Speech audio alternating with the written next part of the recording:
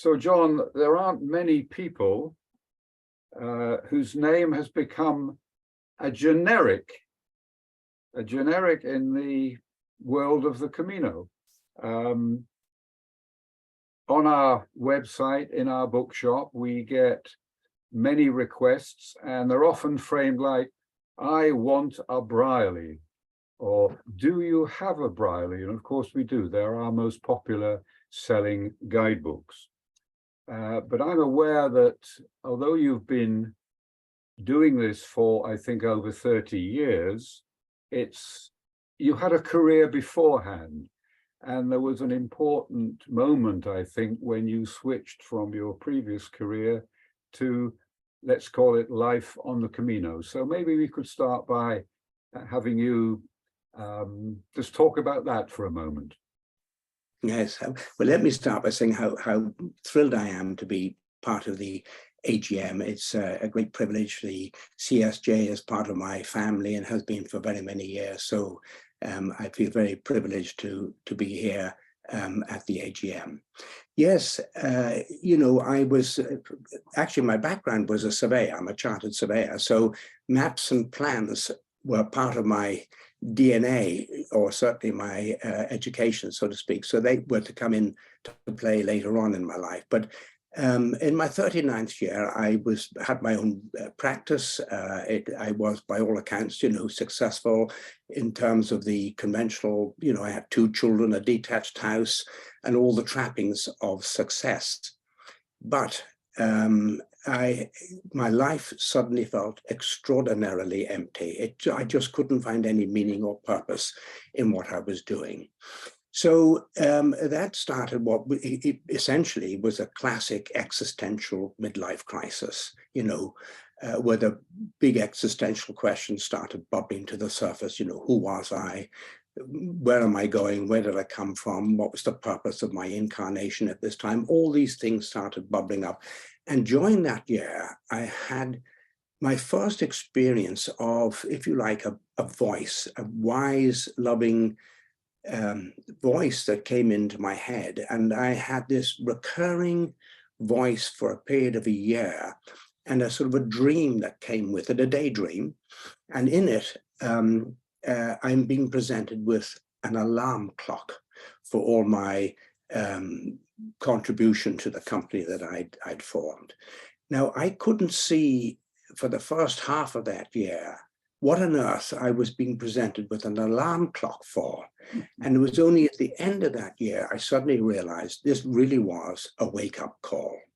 And it drove me to the stage where I had to go to my partners and said, look, I need time out. There's something going on in my life. I don't understand it. I don't know what it is, but I need to heed this voice that's sort of come into, and guidance that's come into my life. And so I took a year off to sort of head off to try and find out what this was all about. Now, during that year, several things happened. One of the things was I bought a camper van and put my family in it, and off we went, and we ended up in a place called Saint-Jean-Pied-de-Port, which is a beautiful little town that many of us know. I had no idea when there weren't all that many back then, 25, 30 years ago, but there were the odd person going off with a shell on the back, climbing up the hill.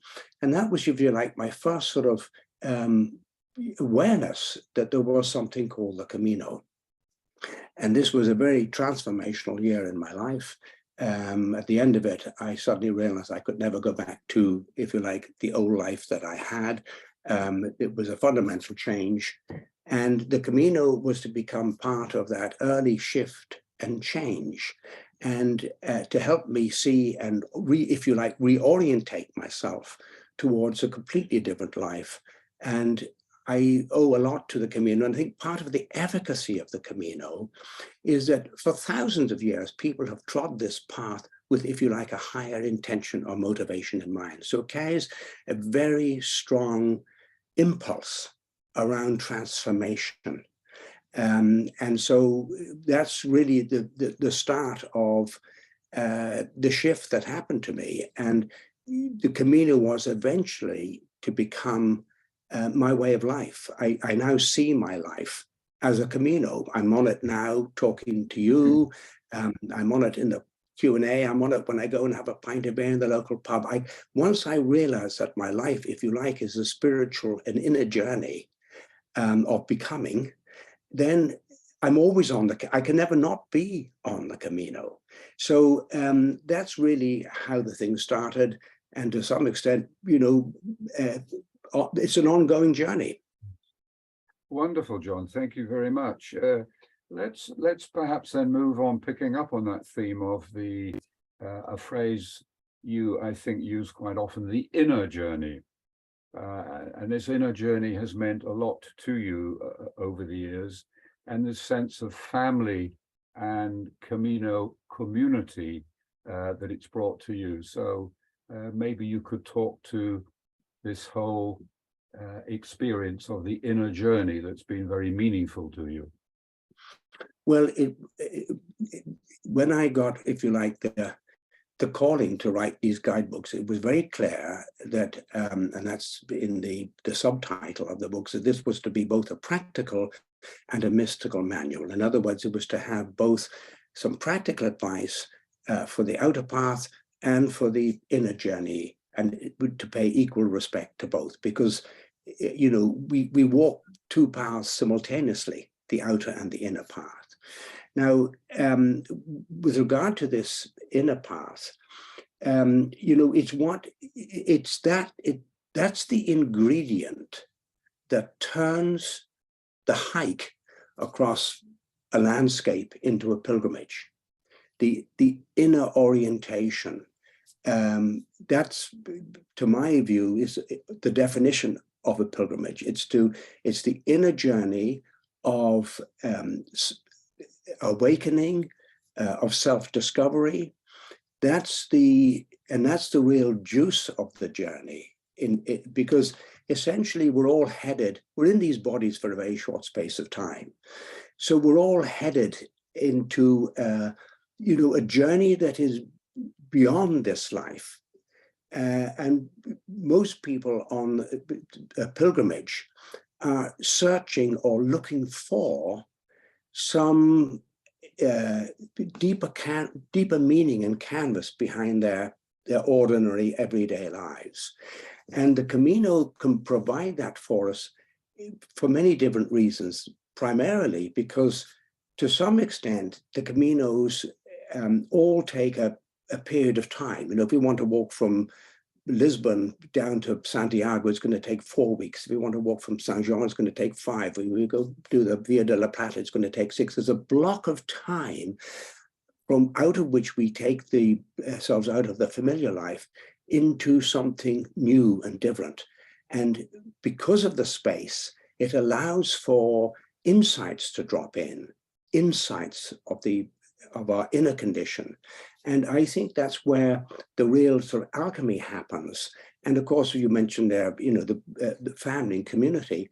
One of the beauties of the Camino, which isn't really the same in my experience, I've walked a lot in the Himalayas and other places, there is an incredibly powerful sense of family and community along the Camino.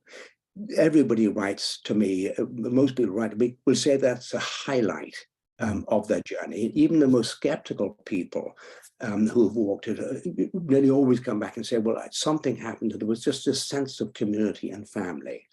And I feel it all the time. You're part of my family. You don't have to accept it, but you're a spiritual brother, Robin. You're part of my life. You're part of my family. We've never actually met physically. It doesn't matter. There's 100 people in the AGM. I love you all. You're part of my family, literally. And this community is worldwide. This family is worldwide. Where every single nation on earth has taken part of and is aware of the Camino. It's massive, it's huge.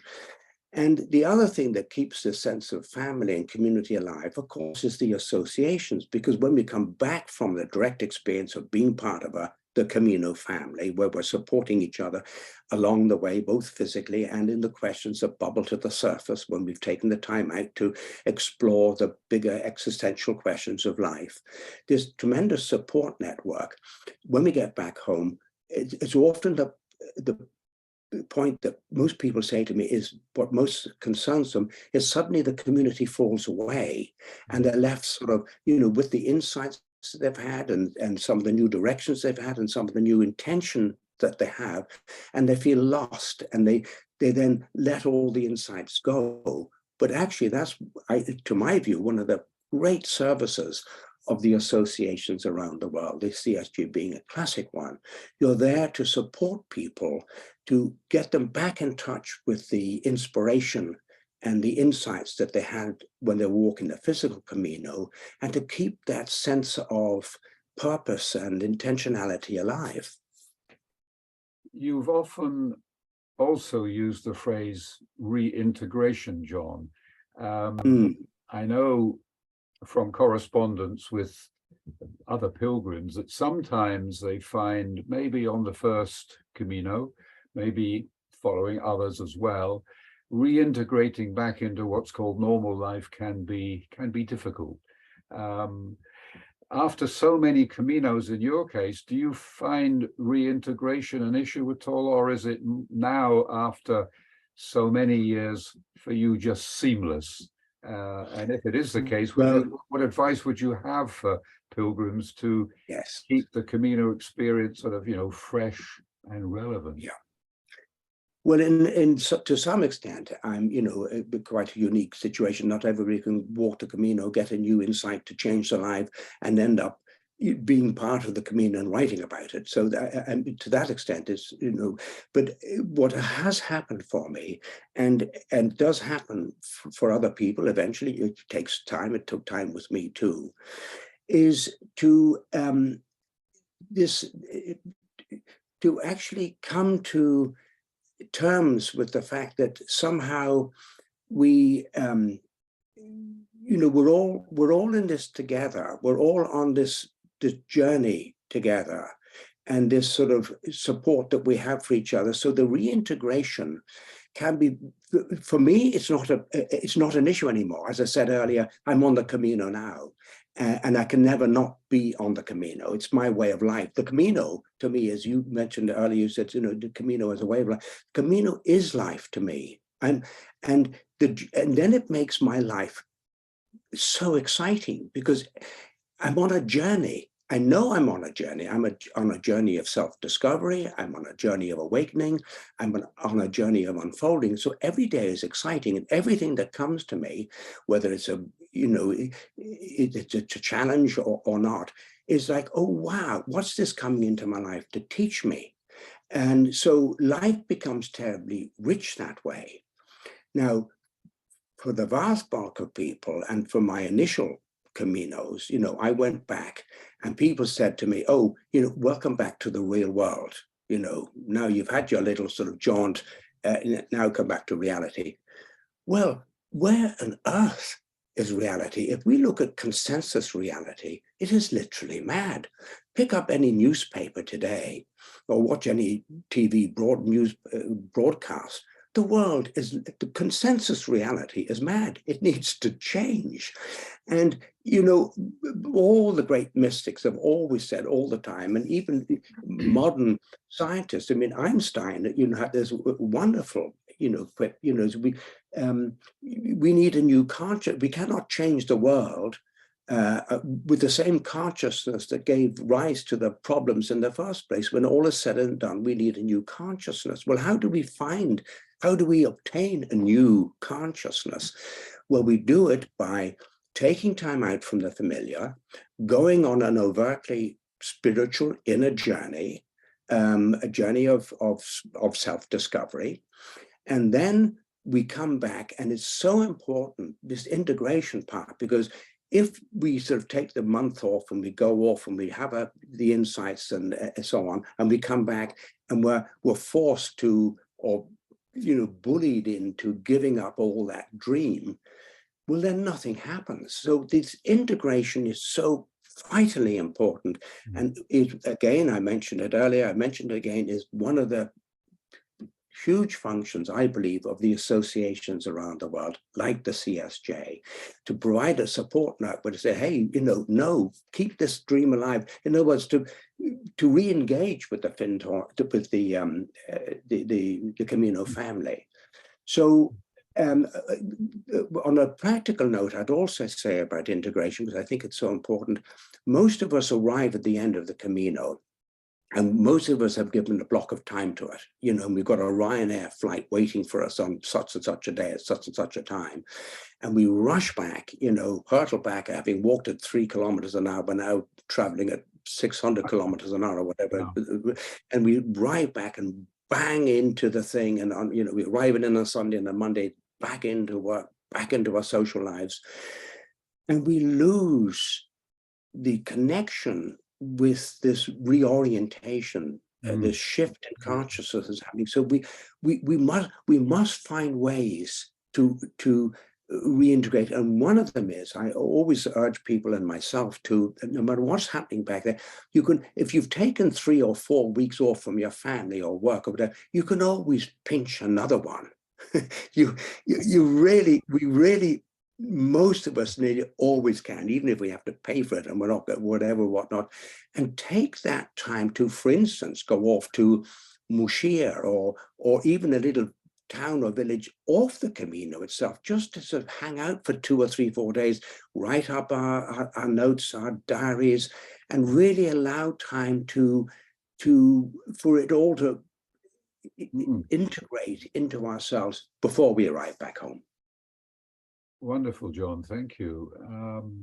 There's another theme I know which is important to you, and it's a phrase I've heard you use, namely the joyful acceptance of challenges and the absolute need to be flexible when you're on your Camino. And I suspect that may be, I'm thinking here of the original 6 CSJ pioneers in 1983 who set off, and there were no guidebooks, there was no waymarking, there were probably precious little infrastructure, but somehow they got to Santiago unscathed and richer for the experience. And you started around, let's say, 1990, and it had moved on, but compared with today, with all the technology and the guidebooks and the support and the internet, it's quite a different experience. And I suspect that younger people on their Caminos, at least initially, maybe feel a little bit bereft without all the traditional support. But can you talk to that point a little bit, please? Yes, I mean, I think, it's interesting. There are a lot of, COVID has intervened in the last couple of years, and a lot of people have lost loved ones or lost their job or work or whatever. So a lot of people are now beginning to ask the big, deep questions about our life and about existence. And at the same time, while we get this sort of groundswell of reactivity back on the Caminos, there is a loss, particularly amongst the younger, who've to some extent, lost connection with the family faith that they grew up in. The churches are losing people on the pews. But at the same time, and traditionally the church provided some of the answers or help or succor that we had, but somewhere it's not meeting seemingly the needs of the younger generation, who are thirsty for answers, the deep, meaningful answers to their life's conundrums and questions.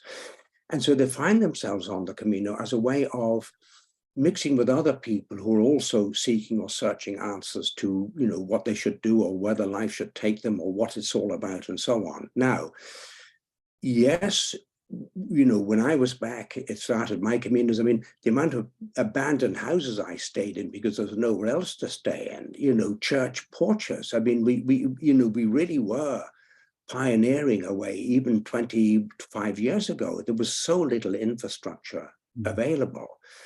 And support. So that meant that more of our energy and effort was actually required on the physical path. We were hunting around for places to stay, or or to eat, or whatever, whatnot.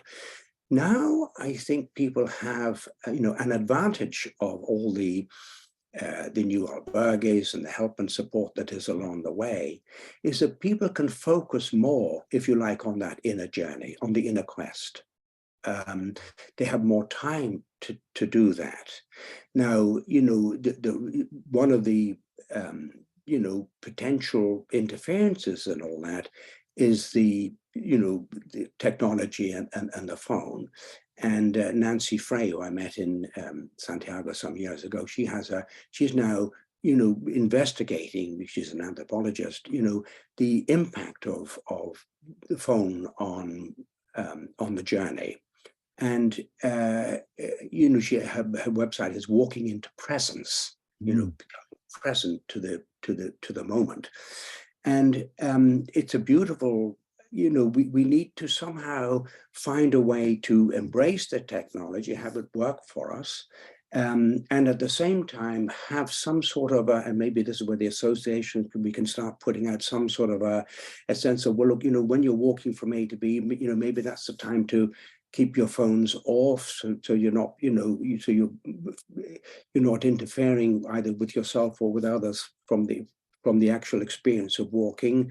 For those who are now, who need to, you can always put it on a safety thing. So if there's a problem, you can press a safety thing, and you can automatically get to the police or help or whatever it is that you need, or medical. And when you come to cafes or whatever, whatnot, that's a time to sort of find out what the message is. I don't know the answer to that. I certainly see an awful lot of people on their phones an awful lot of the time, and that must inevitably take from some of the experience of just becoming present to the what I call the landscape temple. We're walking literally through a natural temple. Where we can feel the presence of the divine. We wouldn't walk through Chartres Cathedral with talking to our partner back in Dublin or wherever.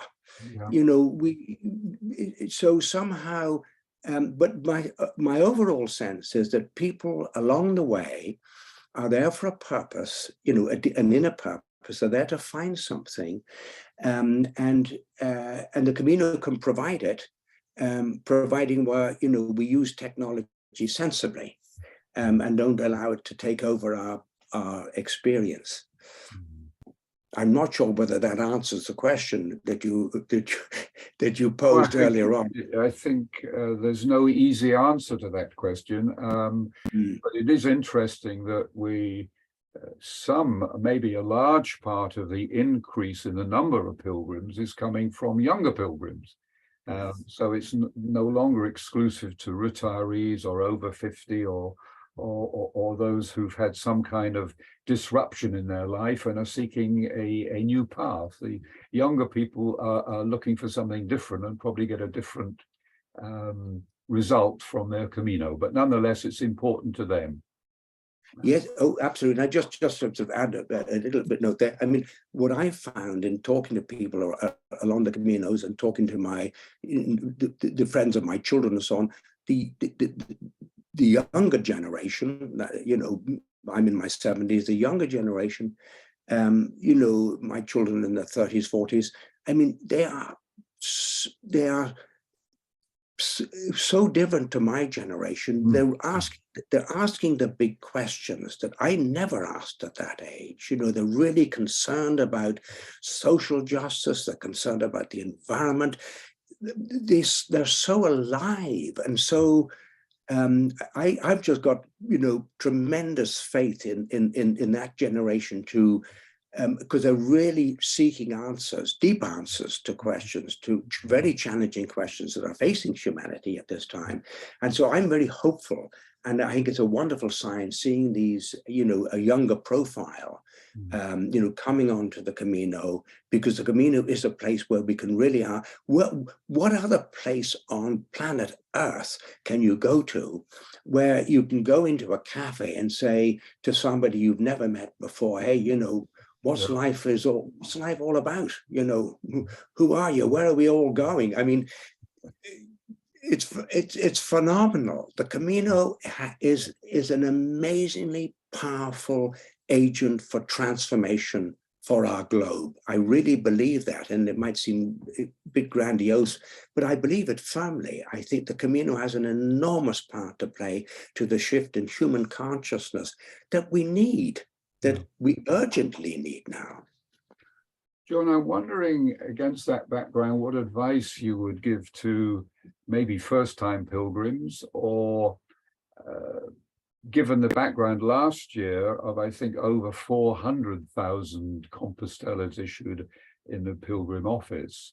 But we're now hearing reports that, in fact, some of the long-distance trails were not so busy, and the issue of the last 100 from Sarria keeps raising its sort of ugly head. In other words, that really is seriously crowded. But I know you have views on, and we do too in the CSJ, trying to encourage people, even if they're limited initially to the 100K, there are many other good starting points that deliver them 100K Compostela. Yeah. Well, I mean, we look at Sarria, upwards of 200,000 people traveling through Sarria for the last, 100K now. Maybe 100,000 of those have come from the, further back from Saint-Jean-Pied-de-Port, or a few maybe you started in Budapest. There's a waymarked route now all the way from Budapest, which the Hungarian Association have been working on over the last few years. But the numbers there are tiny. I mean, they're a handful.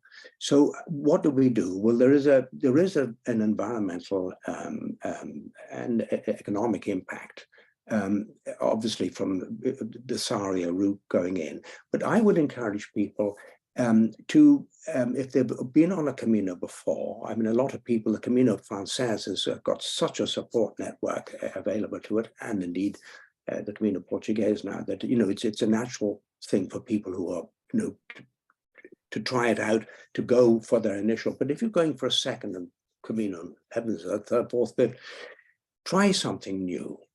Go and investigate what is, what alternatives available.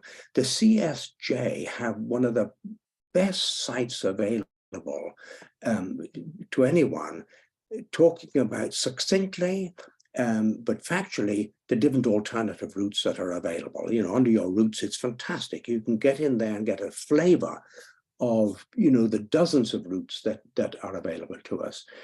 Of the last couple of years, I've been working on the Camino in Vienna and producing a guidebook for that. It's the most incredibly beautiful route along the River Seal. And, while 100,000 might start in Sarria, 100 kilometers from Santiago, 200 start in Chantada, which is 100 kilometers from, and you can walk along that route, the Camino in Verne, or any part of Monforte de Lemos. You can, there's rail and buses to various places along the way if you're restricted to a week, and you can walk into Santiago through the Arco de Mazarelos, totally different, and you're not engaged at all with the Camino Frances. And the same from Orense, which is so accessible and so easy to get to. You can fly to Madrid and get a bus direct from the airport to Orense and be walking on the Camino for the 6 or 7 days into Santiago. Wonderful, and only maybe 2,000 come through Orense. So there are so many alternative ways into Santiago that do not, and also, so if you, some people say to me, oh, they're not interested in walking the communities anymore, they're too busy. That's such a sad misunderstanding, because there are over 80,000 kilometers of official waymarked routes into Santiago, over 80,000. according to the Federation of Associations. I mean, and some of those have only a handful of people on them. So we should never accept the fact that, you know, the caminos are becoming overcrowded. 80,000 kilometers are virtually empty. So we must knock that misunderstanding on the head. But certainly, I would encourage people to look at some of the alternative ways, especially if they've walked a Camino before. We need never, and of course that also distributes both the economic and the environmental impact. It spreads it across, you know, more routes. And we certainly, in our open days in the office in Blackfriars, when people ask that question, what are the alternatives? We do talk about the Ingles, we talk about Portuguese from Tui Valenca, if they've only got that sort of short time period, or even from Santiago Finisterre Muxia.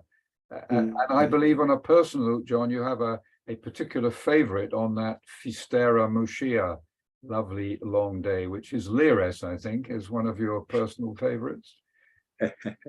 Oh, did I mention that the other day to you? Yes, I mean, you know, I really don't want to pick out any particular place because there are so many beautiful places, but I do love the sort of the quieter places. I love the coastal routes, and Lires is just very beautiful, and it's one of the few places where you can swim safely along that Costa de Morte. So you know, it has a lot to offer. And funny enough, in the past, even in the COVID years, in the last 2-3 years during the COVID period, it's amazing in that amount of, you know, alternative accommodation that has actually opened in Lires. So I'm clearly not the only person who finds it a lovely place to hang out.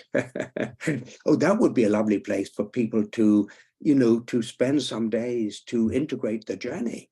Yes, yes.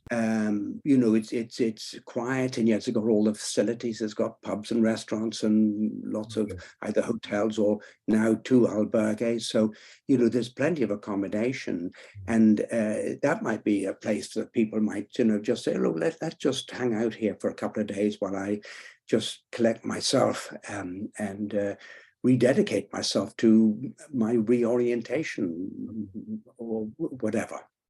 What a lovely thought. John, before we turn to the members, and I'm sure they'll have lots of questions, what about the future for you and the guidebook, your publications, which have become indispensable to so many pilgrims? How do you see the future there? You mentioned earlier that you know, been doing it a long time. We'd like to be reassured, I think, that it's going to carry on. Well, I think, you know, I've always said the Camino guides, you know, so long as they're serving a purpose and helping people, you know, they will continue. That's my only investment in them. I have, as far as I know, they have never been sort of advertised in the sense of, you know, the Camino guides actually putting out, I mean, Amazon take them on and do whatever advertising they do, but it's basically word of mouth, and that's the way I always wanted it to be. You know, to some extent, you could say, well, this is promoting the Camino guides, but I've no interest in them, you know, trying to keep them alive once their function has finished. However, I do seem to have discovered from my surveying background, which I mentioned earlier, a sort of a mapping system that seems to work for people. So whereas they walk down the page, if there's a restaurant or a cafe that's shown on the left-hand side, it's on the left-hand side. So it's more like a sort of a tom-tom orientating you, because most people, don't forget, are you know, aren't hikers per se. I mean, I say 90% of people have, you know, don't know how to read a map.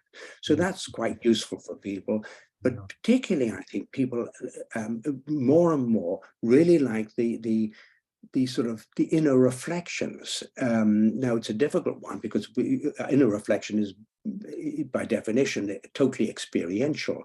But what I seem to do is to help to give permission, if you like, and sort of sounds a rather pompous word, but to help you know, for others to talk about their inner struggles and stories, because I think that's part of what a pilgrim, I think it might almost be a requirement to be a pilgrim is that we encourage each other to talk about the inner journey, because that's what makes the hike into the pilgrimage. So, and I think that's what the guidebooks do. Now, I'm getting older, and I won't last forever. None of us will. I don't know how long I've got left to keep walking the Caminos. At the moment, I'm feeling fit and well, despite a prognosis of certain health issues. So I'll keep going. I've always said I'll die in harness to the Caminos, and what a wonderful harness to have. I mean, I feel so privileged, happy to be able to walk these Caminos and do what I do. But my daughter Gemma has been working with me for the past 10 years now, helping me, update the guidebooks, phone numbers, and she's also been working on the ebooks, because it's technically that's beyond where I am, and now all the books are available as ebooks. Although the take up there is very, very small, people seem to want a piece of paper. They want a paper guide. It's quite extraordinary. I mean, there's hardly any of these ebooks at the moment anyway, being issued. So I have my daughter about Gemma, and she's very keen to keep that on when I'm either not able to or have passed on. And my son, interestingly enough, not keeping it in the family thing, but the family know what the love I have for the Caminos, and my daughter knows how she's learned all the software and so on and so forth. And my son walked the Camino 3 or 4 months ago, my son Ben, and he had an incredibly powerful experience on the Camino. I mean, incredibly powerful. That completely sort of, if you like, shifted or changed his orientation. And so, he would also like to help out because he's a fit young man. So I think that there's enough, and of course now, because of the guide, people want to be in the guides, I get an enormous amount of information coming in, because if people say, well, that hostel is closed, because I could walk through a village one day and note an albergue that's open, and the following week it could be closed. But I get a lot of information coming to me every day. There's emails saying, well, something's opened or something's closed or whatever or whatnot. So there's an infrastructure there that I would hope and would keep the Camino guides going when I'm not here anymore. Well, that's very, very encouraging. So I'm going to try and imagine a scenario 10, 20 years henceforth where our members and would-be pilgrims contact the CSJ and say they need a John and a Gemma and a Ben Brierley guidebook. John, that's a very positive note to end on. So what I think we now do is if, with your permission, is we hand over to members, and hopefully you'll field, I'm sure, what will be their many questions of you. Is that okay? Oh, I'm looking forward to that very much. This is the part that I really like to feel the sense of engagement from others in the dialogue to help and support each other along our individual journeys. Lovely. Well, John, thank you very much. It's been a real pleasure. And now we'll turn to the members, and Rachel will ensure that the questions are time limited, but I'm sure there'll be many of them. Thanks on behalf of the CSJ. It's been most stimulating and most interesting. Thank you.